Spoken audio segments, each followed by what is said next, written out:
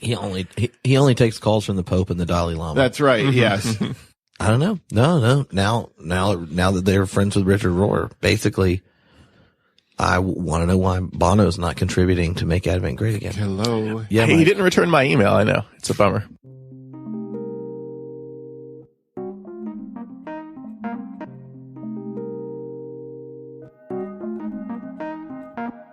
Hello, Homebrewed Christianity listeners. This is Tripp, and I'm here with my friend Mike and my friend John. We're right here in a room. We are. Indeed. Oh, yes. Yeah.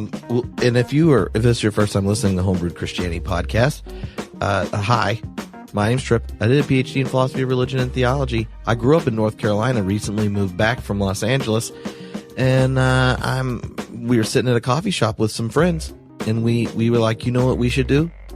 We should make Advent great again. And then boom, then now we're here. Yes, we're calling it a pop-up community for holiday resistance and renewal. Because I heard from a lot of friends that this holiday season, folks just aren't feeling it.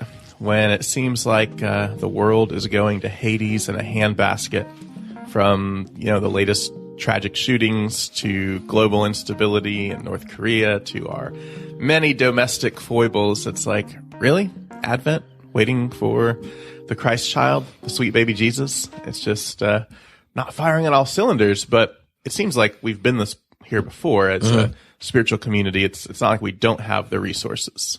So why don't you introduce yourself first, Mike? Because, not everyone has experienced the Morrell. The Morrell factor. All right.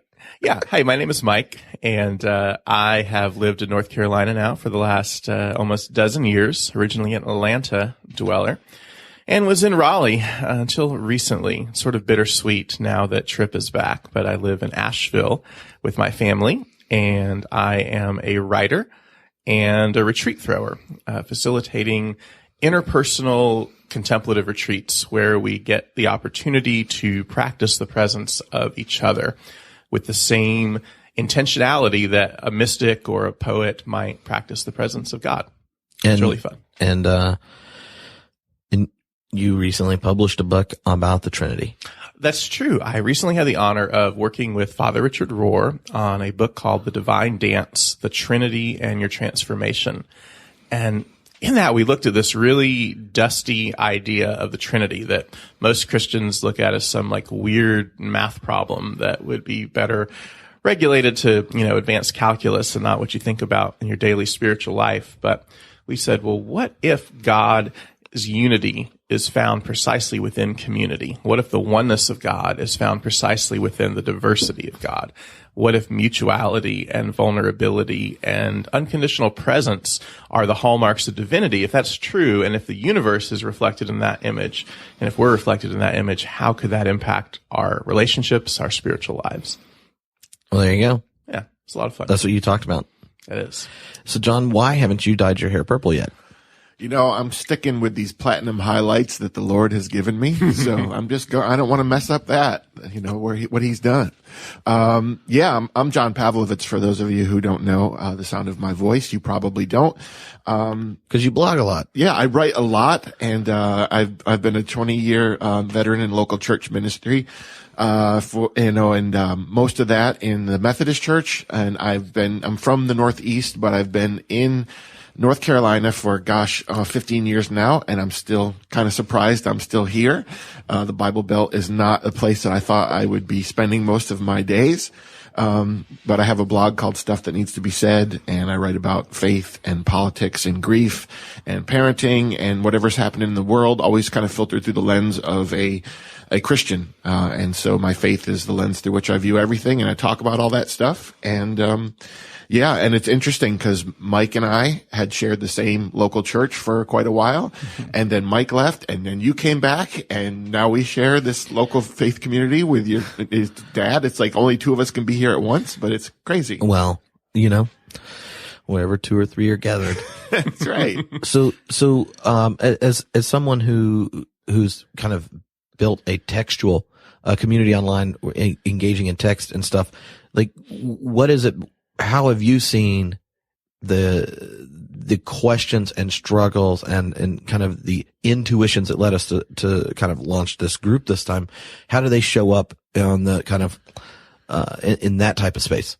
Yeah, I think when you're dealing with a large number of people over a huge swath of the country and really the world, you start to see patterns and you start to see affinities.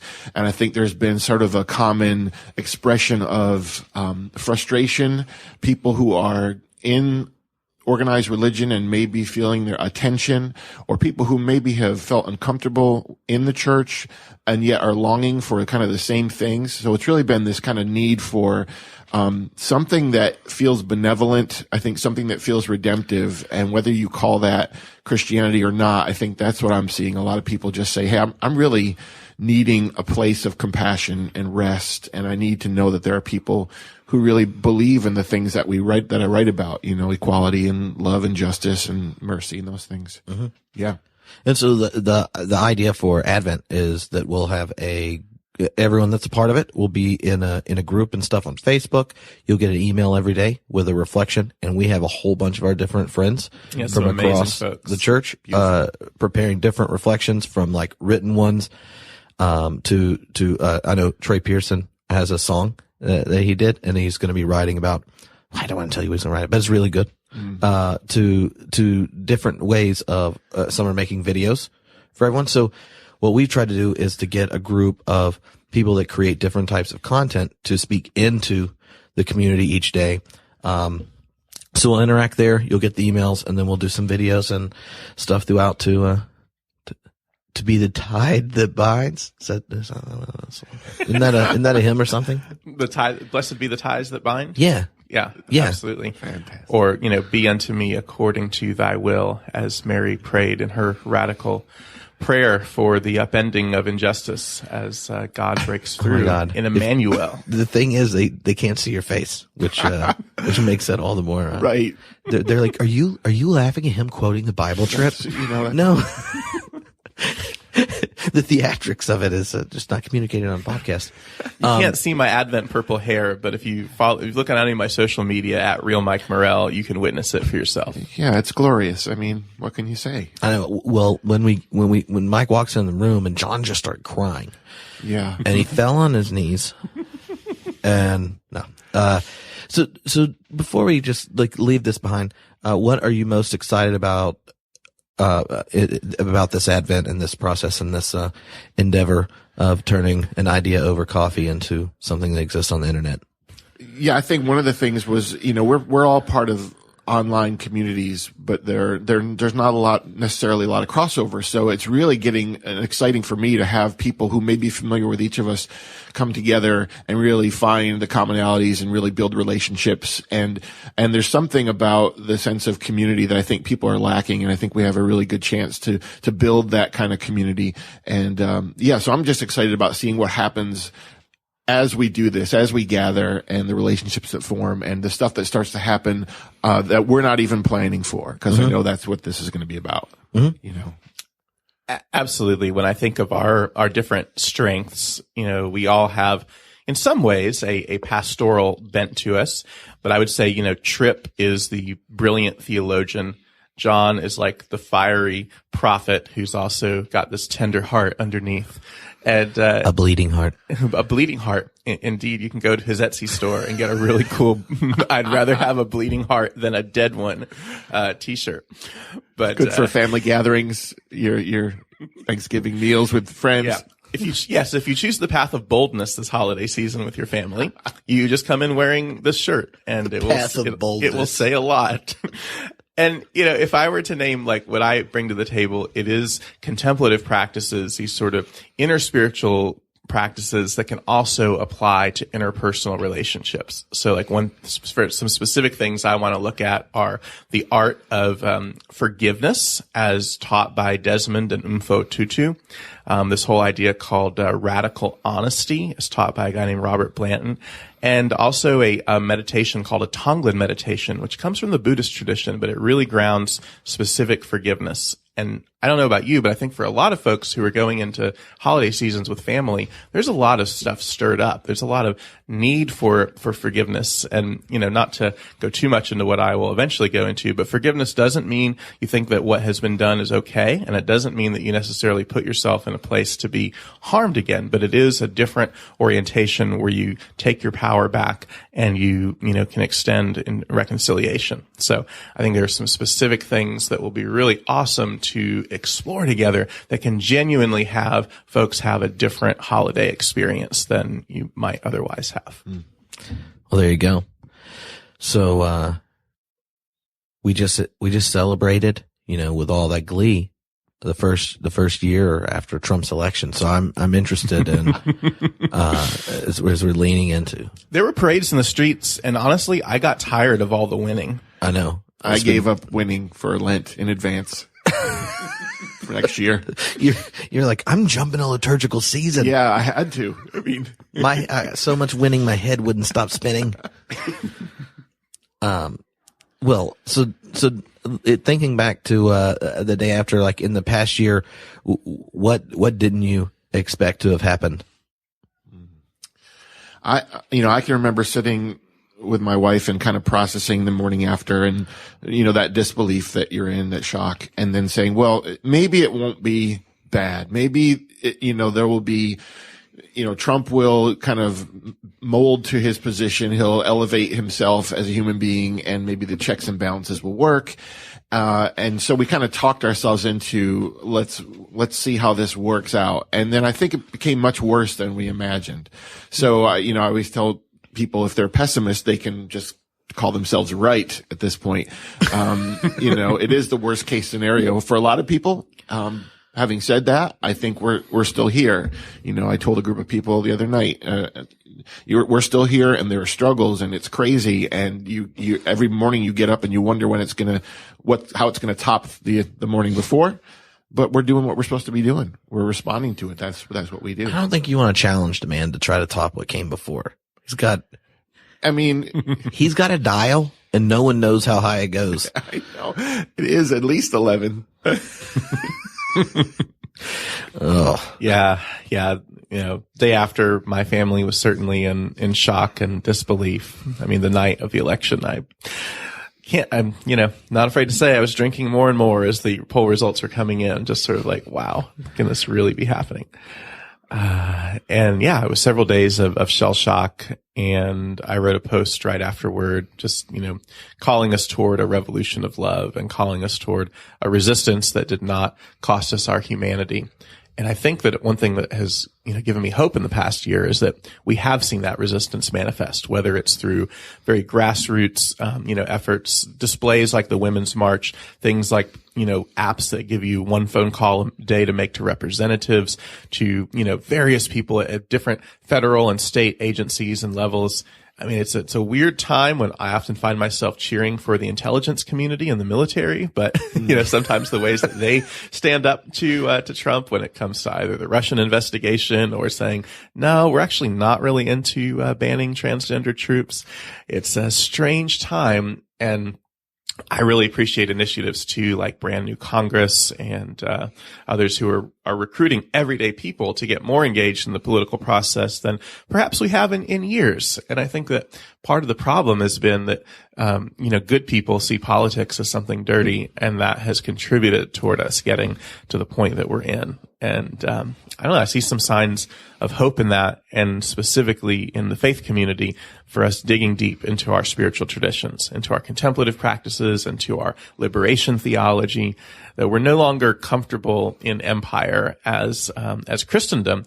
And, as much as I personally loved the Obama years, I think in some ways the church went to sleep a little bit. The progressive wing of the church went to sleep a little bit and said, hey, it's okay. And I'm not sure it was Obama. I think that progressive Christians have been asleep for a long time. Maybe so. They outsource most of their faith to the professionals or to nonprofits and stuff. And so, there's a new energy in the progressive church.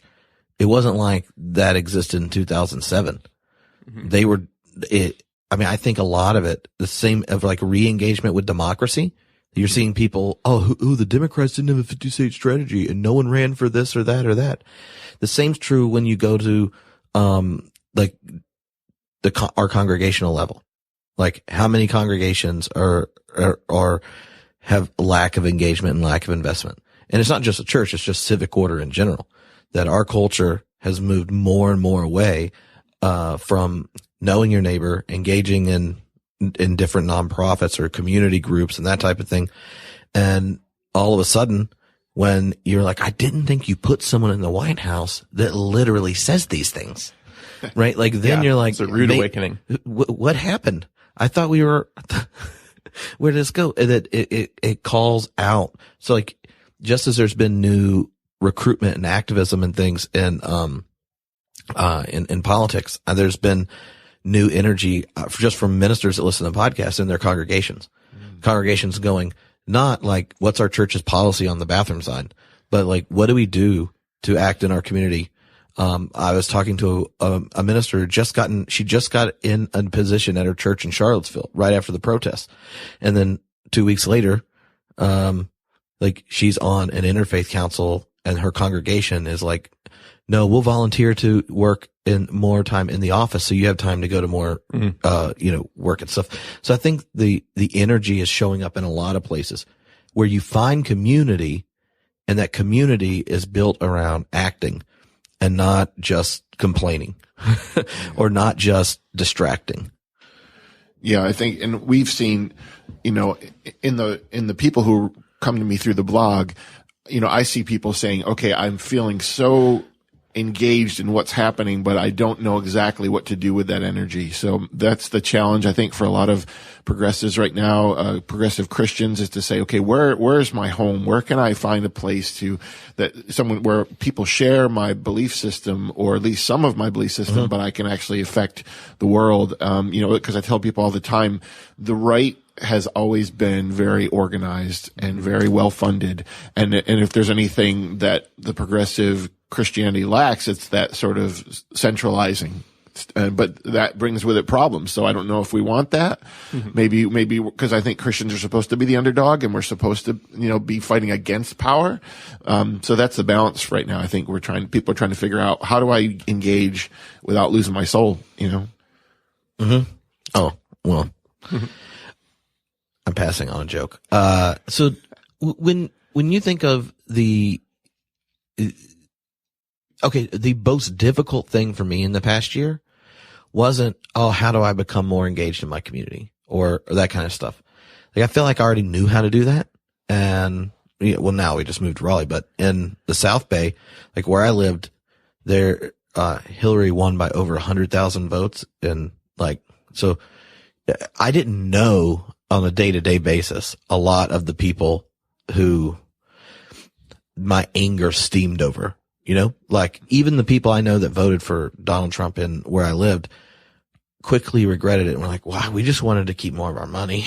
I didn't think he really was like that, and I'm like, why? He told you. But, the difficult thing I think has been, what is it like to be honest about our thoughts and feelings about what we're experiencing in the world, in our country right now, and not dehumanize people we have significant disagreements with? Because a lot of people will go like, well, I'm not racist, or I'm not sexist, or I'm not homophobic. And I'm like, we don't have to debate that right now, but the outcome of what you're choosing seems that way. Yeah. And if you want to pick a different label, that's all well and good. But it's so hard to give them the dignity of being in your eyes, morally repugnant, and to know they think the same thing about you. That's right. That's like such a, I was hoping at this point I would have figured something about that out. Yeah. Yeah. Do we know how to organize? Yeah. And if we get annoyed enough, we probably will. Yeah, I mean, I was at a gathering last week, and it was mostly, progressive. It was actually a women's group that invited me in Charlotte, and they were saying all these things about those people, and those people who are twisting scripture, and those people who are doing these terrible things. And they're saying a lot of them were saying, and we have this gift of, we have the right thing on our side. Like, we are doing the right thing. And I said, there's a gathering right now across town where they're saying the exact same thing. And I think the challenge is right now is to not to ascribe motive to people for their vote or for their support of Trump. But, for me, I always tell people, I'm not going to condemn you for your vote, because I'm going to trust that you came to that vote the same way that I did, as carefully and prayerfully as I did. But I'm going to show you the results of your vote. And I'm going to ask you to respond as a Christian or just as a human being. And then that's up to you. And I think that's where we have to, do the work. Mm-hmm. And I think a lot of it is, I think I have more anger, and I haven't figured out how to talk about it, to all the people in a few states who didn't vote. It drives me up a wall. I know people have gone to marches that didn't vote. Or this is just maybe Tripp's being his bonnet. But I knew people the week before the election who were spending all this time going to the Dakota pipeline protests stuff. They didn't vote. But if they had just gone to Michigan and knocked on doors and spent the same money doing that, we'd have a very different situation. Mm-hmm. And there's something like that type of progressivism where you would rather lose but feel affirmed in your rightness or something, and have something to complain about. Drives me up a wall. I don't know I'm sitting there going like, you didn't vote. And I know plenty of people are like, oh, the Anabaptists, they have lots of reasons they don't vote. I'm just saying. Anabaptists, Christian anarchists. Yeah. Mm-hmm. Yeah. I'm just like, that's fine. But anyway, there are different degrees of badness. Going back to your original question, Tripp, or thing you're wrestling with, I find myself using words that I didn't think I would use, that I learned in my fundamentalist days, that have different meanings for me now. So when I think of, how is it that, the group of people could be meeting across town, thinking the same thing, I think of things like a recovery of a biblical worldview, and I think of discipleship as being possible responses. For instance, I'm not sexist, I'm not racist, I'm not homophobic. We think of those terms in such individualistic ways, and we think that they have to do with our feelings. They think we have to do with, I don't feel badly against, queer folks. Or our behavior. It's not our personal behavior toward people. Yeah, but the collective systemic outcome of our actions is what determines structural racism, structural homophobia, structural sexism. Do our policies, support the material oppression of people? And that's foreign to our modern individualistic Western worldview, which I think in some ways draws from our modern Western pietistic spirituality. So the sort of devotional, it's just me and Jesus kind of spirituality where it's all about our feelings. And I think in a biblical worldview, you have entire households that come to faith. You have God speaking to covenants with entire people groups. And you have, I think, we all believe that there's this God who works all in all on behalf of everyone. So it's not about individualism to that degree. And if our churches, especially our progressive churches, apprentice people more in that way of seeing things, then I think that we would understand that compassion doesn't simply mean having warm feelings in our heart, but it does mean, how do we get out and vote? How do we, actually systemically support policies that love people 24/7, whether we're feeling like it or not in that moment?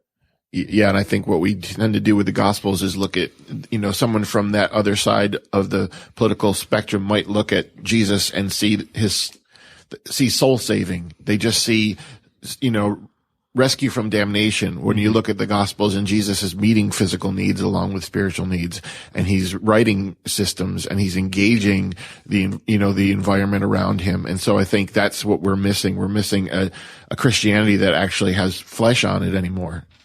And I think that's what we're talking about now. You said like no flesh in it. And I think that it's actually connected to the way a religious piety functions in America. It's a very excarnated version of piety. And when you disembody spirituality, discipleship, this type of thing, then you end up placing conversations around morals and values and decisions and purpose and these type of things about your individual subjective intention in relationship to something, or like, well, I was trying to just find God's will, or I was trying to like give this to the Lord, or like, what's the good thing here? And it's all tied up, namely in your emotive, subjective relationship to the action or outcome. Well, an incarnated account of it recognizes that there are material consequences and outcomes to these things. And when you recognize the materiality of ethics and virtue and decisions, then you realize you're inheriting something, right? So part of the problem of talking about systemic issues are for those that experience morality as something about their internal, individualistic, subjective ego, then to say like, oh, this is sexist or whatever. They're like, I'm not sexist. And you're like, okay, that's all well and good. We can talk about that later, but you are inheriting something. Like you were born in this world, in this system, in this family, in this culture at this time, and it has an inertia to it. Yeah. And you are a part of that collective, whether you want to pick it or not. And you may have all the most pure intentions in the world, but like you can have the mind of Christ and it doesn't always work out well in the world because you're inheriting something. And so that like the process of incarnation, of incarnating the gospel in each moment, I think means for people of privilege that we can't keep our morality or our ethics or our assessment of things spiritualized, subjectified, excarnated, that there's a necessity to look at the material outcomes and relations of all things. Right. You know, if only there were a time of year where we could really look at incarnation and what it does mean to be enfleshed and embodied. If only. Yeah, that would be a really cool thing. We ought to consider that as a church. Like, when could we really reflect on and anticipate and embody incarnation? I don't know. That's like I saw God tweeted out yesterday, here's an idea, a religion based on the teachings of Jesus. And I was like, wow, what a novel idea that might be. Yowzers. I don't know if we're quite ready for that yet. Nah. We're definitely not. No. But, though I do think it's interesting, like just even that tweet, if you go look at all the people that retweeted it, that you are pretty confident have not read the Bible in a long time, which means they very much know what a religion that does the teachings of Jesus would look like. And it's not what is passing off as Christianity, right? So to me, that's like a lot of, regardless of how, secular, whatever our culture is, they're still very conscious of the fact that, if the church actually tried to do more of the things Jesus said, it would be awesome, because what he said would make the world a more beautiful place. But the sheer contradiction between what the church brings into the world and what they're spitting when they're reading the Bible is so far, this tweet's humorous, right? Like, yeah. Now some of it is cynicism. And if we've all worked in congregations and are part of communities where if you tell the stories, they would be like, oh, that is awesome. I didn't know that was happening. So in one sense, I tell my secular friends, like, there's more that goes on there that's cool that you know. But on the other side, you're like, yeah, but I mean, love your neighbor and build a wall. Those, like, they're really hard to square. Yeah. Well, I've been talking to some people. We've been noticing that in that Christian right now, they rarely talk about Jesus. They will use the word God, and because they can superimpose sort of a wrath more easily, but it's really hard to take the words of Jesus and the ministry of Jesus and the life of Jesus and to make those fit into this conservative agenda right now. So I think the more we can do to really center the words of Jesus and really show what his life looked like and to emulate that life, that's where we're going to do the work. Because you're right. Those people are seeing that and they're saying, I think I have a pretty good idea about who Jesus was or how he called us to live. And I can see this thing, and the disconnect is so great that I don't even want to wade into that. Absolutely. I think one thing that Tripp talks about a lot in his theology and in his homebrewed guide to Jesus, and that we pick up in Richard Rohr and I picked up in the Divine Dance, is that the revolutionary thing for followers of Jesus is to proclaim that God looks a lot like Jesus, rather than vice versa, rather than forcing Jesus to conform to whatever our particular Gestalt image of God is. And in the Divine Dance, we talk about how the Gestalt image of God, that is the founding image of God in America, is more like Zeus. It's more like, this very austere Puritan God of wrath, and then everything in the scriptural narrative is contorted to conform to that image, because we lost this idea of Trinity, because we lost this idea of God as a dance, and that, the Father of Jesus Christ is one of the members of this Trinity. Jesus says, whatever I do is because I see my Father doing. Like, that's a very different vision than the religious right that I grew up with, which seems to have become even a caricature of itself since like the 80s and 90s, where now it's just like the naked worship of authority is what strangely warms the hearts of the modern people that are discipled under that paradigm.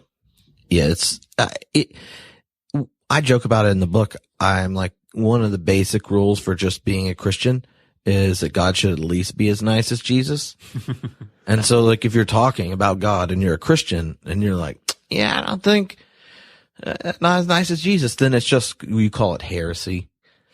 And you're like, well, I need to really think through my theology again. Cause it's like, if your Christianity is primarily concerned with helping people avoid Jesus's dad's anger, then you have to say to yourself, well, Jesus told us to pray for our enemies. And if you do that every day, you might become nicer than God.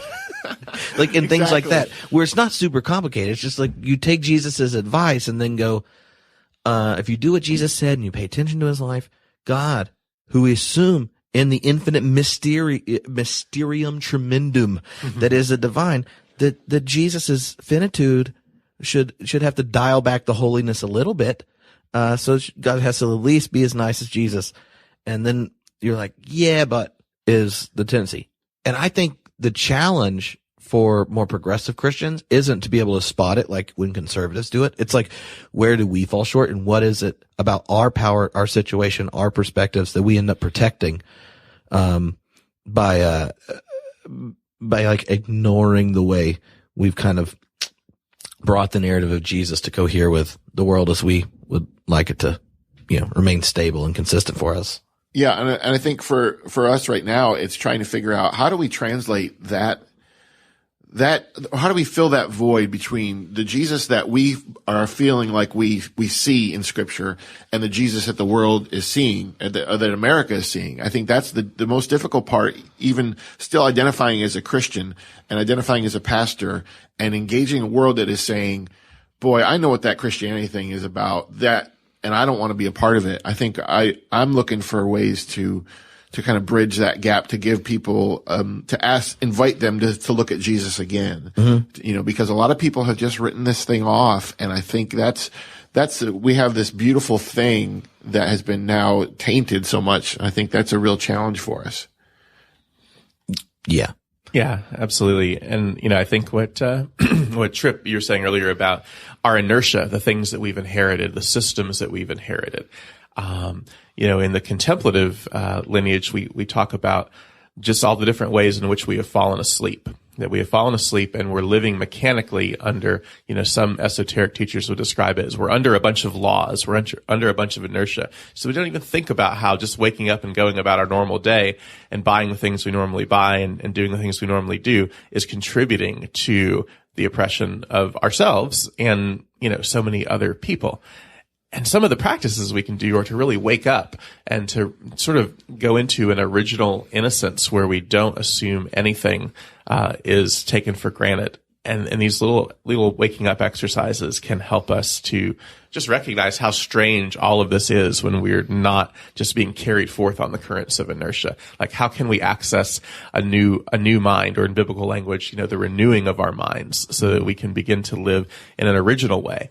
And it takes a lot, though, to reach escape velocity from the mechanical thinking, the laws we're under, the inertia that we're under. And that's, I think, part of what the spiritual path entails for those of us who feel so called. And anxiety makes you fall back in them. Mm-hmm. And I think that's part of what I think that's one of the reasons the group and community, and just like the holiday season, can be intense for people, because like the call of family and tradition and stuff has these beautiful memories or whatever attached to it. And so you pick up and re-engage in relationships and have longer conversations with people you haven't had since the month after Trump won last year or whatever. And anxiety, when we get anxious, we then get defensive. And, I've had experiences where it's kind of like you're watching yourself going, what is your problem? You're being a complete jerk. Now, yes, I actually agree with everything you're saying, Tripp, but this is probably the worst way to communicate this. And I can't believe you do realize that she's in your family, right? Like, and you kind of and like knowing that's one of the reasons, I'm looking forward to some of the things that you're bringing is you can know that's going to happen and go in prepared. But, one of the challenges of being your best self in those situations has to do with controlling and being aware of your anxiety. Yeah. And I think, I've been talking to a lot of people, telling someone how to navigate this season the right way is like telling someone how to grieve the right way. So there isn't this kind of. There are steps. No. Yeah, you're exactly right. So they're stages. They're not prescriptive steps. Yes, right. Because for some people, it is going to be withdrawing. It is going to be getting some space. Mm-hmm. And for some people, it is going to be saying words, having conversations that maybe you backed out of before. So I think for us, it's helping guide people through that time, walk with them and just say, okay, here's the situation you're in. This might be a path for you, but it might not be the path for someone else. So I think it's really understanding that just like any grief, this is going to be very individual, but hopefully the community is going to help people make a wise choice. That's all the best we can do. Mm-hmm. Exactly. To me, the only thing that I would consider a loss going into this holiday season myself is if I'm not consciously aware of my truth and then expressing that or being boundaried in whatever way I choose. It could be that in holidays I decide to speak in radical honesty and be like, hey, this is how I see things in a loving way, but in a direct way. Or it could be, you know what? I need to just care for myself. Everyone else at this table is, joining the Trump chorus line and, not this year. I'm reclaiming my time. So but it's a matter of letting us know that we do have choice in the matter and that we can consciously choose how we're going to show up. That breaks out of the unconscious patterning that does just lead to anxiety and really, sort of mindless, conflictive behavior. Mm-hmm. So one of the things that I'm interested in is what is it when you are going into the holiday season, like thinking of your own family, friends, rituals, habits, like what are the things in it that most excite you? Like when you're looking at the part you're anticipating the most with smiles, other than your kid smiling. I know that that's what every dad's going to say, but what are some of the ideas that you've taken to kind of not turn the holiday season into something you regret having? Well, I think when you do them right, this season, especially for Christians, is a time of being really observant, of really seeing deeper. And I think we do get into the cycle where we are so in a battle posture. We are so reactionary. This, for me, is the time when I begin to look around and say, let me lean toward the hope. Let me look for the reasons, whether it's, in the world in a larger sense or just individual stories or people that I know. Where am I seeing those things that remind me that good people still inhabit this place? And so I think we have a gift because we can do that. We can do that together. We can sit with one another through this group and say, let's cultivate some hope. And so that's what I'm looking forward to. One of the things that, that our family did just in trying to, be intentional during it was, we decided, with kids, since, Jesus only got 3 gifts from the wise man, that we were only getting 3. And so each grandparents can give one and then we'll give one. You don't really get any more because it's not your birthday. It's really offensive to have more gifts than the birthday boy. And the other was, turning the, telling the whole story of Saint Nick. Like he's hardcore. Like we're talking like prophetic warrior sticking up for people, not like, oh, he put stuff in the box, but like the actual story of Saint Nick. One, he was hardcore about the incarnation. He took Athanasius' side at the Council of Nicaea. I'm sure it's legendary, but, when you started getting some Pelagius nonsense where that there was a time the son was not like the father and son aren't co-eternal, which is obviously required for, obviously. Yeah. He took his sandal off and just slapped Pelagius upside his face. Wow. No, it was Arius then. Yeah, it was Arius. It was Arian controversy. So then they put him in prison during the Council of Nicaea. And when they come down there at the end of it, Athanasius side 1, he's robed and everything. And Mother Mary came down and said, thanks for defending my son, and robed him up bishop style. Yeah. Wow. And he also went into congregations that weren't caring for the poor and carried in an actual sword and said, this is the sword of the Lord. and that you need to be sheathed. That's like the animated show I want to see this year. Exactly. Yeah. And so like, I'm like, St. Nick's hardcore. And like, if you, he was the original social justice warrior. Right. And he didn't have any reindeer. I found that was depressing. So, Did you strategically use chimneys though? I don't know. There's some really cool recent books on St. Nick and things. I hope we dedicate one of our Make Advent Great Again videos to story time with Tripp, where you can tell us the story of St. Nick in full. I haven't read it in a year, so what I said may be half right. All right. But study up. There is an episode from 2 Christmases ago with Adam English, who's published 2 books on the history of St. Nick. Right on. So you asked what we were looking forward to. Well, Yeah. Mike, what are you looking forward to? Yes. So what I'm looking forward to is, my family does holidays really well with food and togetherness. My adoptive family, the family I grew up in, is Italian, and just like you, John.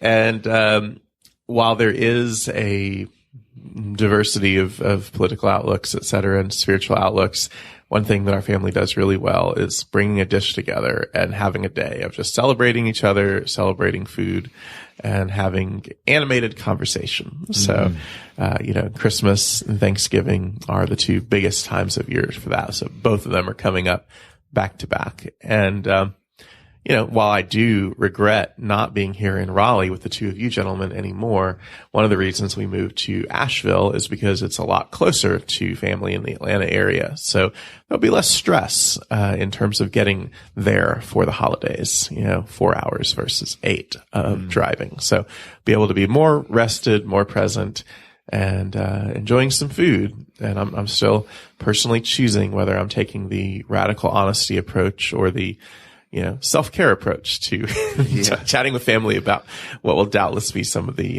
hot button issues that get my blood boiling when certain unconscious assumptions are treated like gospel truth around the table. But nonetheless, good food can heal a lot of wounds. Hallelujah. Yes. Well, and Tripp said it right. Our best selves. I think that's going to look a million different ways, and so we're going to know when we blow it and when we get it right. And so I think I have a little bit of expectation too that it's going to be a game time decision when I make that decision whether or not to go, full on engaging or not. But it's going to be trying to yield to what the presence of God says to do in that moment. Yeah. So I can decide it right now, but it may not work out that way. Someone may initiate a conversation I didn't want to have, and I may end up having it. So that's the other part about it. Well, so I'm curious, John. What family configuration will you be sharing the holidays with? I'm going to be in a room by myself and with headphones on. I'm going to avoid them altogether. No, we're still blogging. working it out. We have family. He just tweets from the table. That's right. Yes. Pass the potatoes. Retweets 3,000 times. I'm not exactly sure what configuration we'll be in with in-laws and with my family. But so we'll probably get around to both. And it's interesting because both sets of my family, they're very different in their political makeup and in their, so I might feel like, oh, this is going to be a lot easier than this. But, again, I don't want to, I tell people this isn't just about you avoiding these things because they're important and whether Trump is here or not, those things are there. And so it's important for the people you love deeply and that you live this life alongside. Having these important, hard conversations is necessary. Mm-hmm. And I'd rather have people leave feeling like at least we drew closer together, even in that disagreement. Exactly. I think we can do that. Yeah. That's the idea behind radical honesty, is that when you share something that's true about yourself, even if it's polarizing in the immediate term, it's more nourishing than simply putting on a facade and holding folks at arm's length. And I think there's an art to doing that in a way that, isn't like what often happens in the comment section of so many websites where it's just people, not recognizing the humanity of another and just going off and that really happens. Yeah, it's weird. I know you probably have no idea about that. I've never experienced that. Yeah, exactly. You've never been dehumanized in comments before.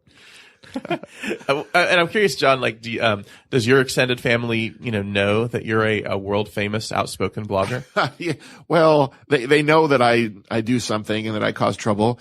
And, most of my extended family, they're aware of the writing, and that's a difficult part probably. And Tripp, you understand what that's about when you're out there and your views are out there, and you may not know that much about your cousins or your uncles or your, grandparents or whatever. And when that many people know exactly how you feel, it's a really strange thing to walk back into that room and realize, okay, I saw what you wrote yesterday. They've come prepared. Yeah, but that's okay. Yeah. That's okay because it's happened in North Carolina a lot last month. I bet it has. With friends start talking to you and slowly you realize you're like, you listen to find dirt to give me a hard time right now. Yeah, that's right. But there's a gift in that because when, I tell people they're never going to be surprised when I talk to them in person. I may be a little bit less acerbic or maybe a little bit gentler, but I'm going to say exactly what I say in the writing and you're not going to be surprised. Yeah. And wouldn't that be great if we knew the people around us that well, that we really understood where they're coming from, even if we don't agree with it. So I wish people knew everyone the way they know us through our writing. But you'd have to admit, if they were going around at Thanksgiving things, could you say what you're grateful for? And you say, well, I just have anticipatory gratitude for you apologizing to my kids for voting for Donald Trump. That's right. Exactly right. Yeah. I'll be waiting for that for a while. And I think that's the beauty of what we do though, because we are table setters. We are conversation starters, and we let people take those words and then they wrestle with those words, and those words do different things in them. So, there are times when I'm thinking, okay, I'm going to have to sit across from someone and we're going to have to talk about this. And other times I say, that's a great thing, Mm-hmm. So what's your favorite Christmas movie? Man, I am such a traditionalist. I'm such an It's a Wonderful Life guy. I mean, because the more jaded I become and the more hardened I become, I sit down with that movie and it just, it settles me. There's something about it, that optimism. And then A Christmas Story, because who doesn't love a leg lamp? I mean, really. Oh. My favorite Christmas movie, it's rarely on these days. It's the California Raisins Christmas special. Oh my goodness. It came out in 87 or 88. Mm-hmm. There's just something about old school claymation that captures soul in a way that modern day computer animation just doesn't. And it's, it's a pretty simple plot. They're just going through I bet it is. Christmas carols, but, there's just something about it that reminds me of my childhood. I was really into the California Raisins, and I recently YouTubed it. There was some VHS recorded on YouTube version of it that's really grainy, probably a lot like how I really watched it in the 80s. Do you remember the Star Wars Christmas special? They tried to make I was just going to say they had all kinds of song and dance numbers, and it was just joining a Wookiee for Christmas. Such a hot mess, but it was beautiful now looking back. Oh, magical. I like Family Vacation. Yeah, the best. When that grandma does the Pledge of Allegiance for the prayer, I lose it. And they're like, let's pray. I pledge allegiance, and they all start looking they all around join in, yes, to the flag of the United States of America. Well, and you watch a movie like that and you go, nothing I face this holiday season will compare to that. I think it'll be tame. So it's kind of good. It's like a good inoculation. That's right. When the cousins roll out, they're sitting outside and his lights don't come on. And then all of a sudden, the cousins in the camper van roll up and he turns around. Yeah. Thanks, Eddie. Thanks, Eddie. When they're shopping, and Eddie's like, why don't you pick yourself out something real nice? And he's buying everything for Eddie's kids and the gifts. And he's like, why don't you pick out something real nice for yourself? He's like, thanks, Eddie. Oh gosh. Yeah. I'm looking forward to watching that now. And, yeah. So anyway, makeadventgreatagain.com. You can join, and everyone's invited. You can sign up. You don't have to pay anything. You can donate what you want. You can be a participant. But signing up's important because we want the actual community part online to be closed to those who are intending to go through the process together. And yeah. Any parting shots? Parting shots. I'm just really looking forward to this time. It's something that came up rather in the moment, spontaneously, and it's all come together in a beautiful way, laying the groundwork. And I'm really interested to see what happens in these online spaces that could potentially bleed over into our real 3D lives. Yeah, I think I'm sensing the fatigue out there, even in sensing it myself. I'm just looking forward to being with a group of people who are like-hearted and just can say, let's carry each other through this time. And it's going to be great. There you go. And just for those people that were really worried about Make Advent Great Again, just want to clarify that Jesus, in talking about the kingdom of God, was taking Caesar language and repurposing it against the very notions that it was being used. When the angels in Luke chapter 2, when they show up to the shepherds and they start singing to all the shepherds, they are singing the very same words that the herald of empire would use to announce that Caesar's empire has grown, that the Prince of Peace kingdom has expanded, and you should have glory and stuff. So Make Advent Great Again is not to trigger any hate or whatever that you have towards things. It's actually using the very the repurposing the passion in an undermining way. So I've had a nice Twitter argument with a couple people about this, and I'm like, plus it's just, I was like, it was funny, and by the time I thought about it, I'd already bought the URL and designed the image. Yeah, we can't send the purple hats back now. They are coming soon, by the way. By the time you listen to this, you can get your own purple Make Advent Great Again hat and wear that to your holidays with I'd rather have a bleeding heart than a dead one shirt. And that will be your radical honesty pre-pack. That's right. You just get your meal to go at that point. Yeah, just say like, I'm so stuck in the church here, I don't even know what's going on. I was just praying all day. Just trying to wait for the Lord.